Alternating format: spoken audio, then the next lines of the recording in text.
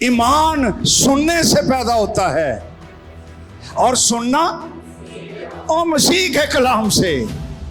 कलाम ईमान पैदा करता है।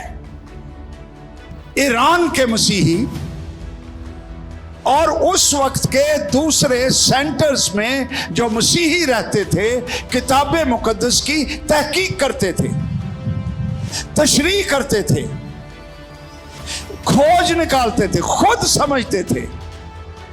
कलाम उनके ज़हनों में रच बस जाता था और कलाम ही उनकी ताकत था। कलाम उनको तवानाई बख्शता, कलाम उनका जोश था। कलाम में जिंदगी है, ये इल्हाम है, इसमें खुदा का दम है।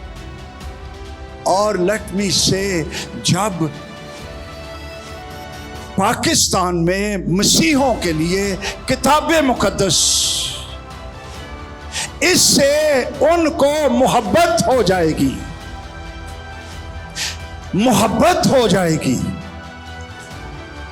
किताब मुकद्दस से मोहब्बत, इश्क हो जाएगा कि जब मौका मिले वो पढ़ना शुरू कर दें, वो रूहानी तौर पर मजबूत हो जाएंगे और दुनिया की कोई ताकत, कोई इज़ार सानी, कोई मुखालफत उनको गिरा नहीं सकेगी। कलाम मजबूत करता है।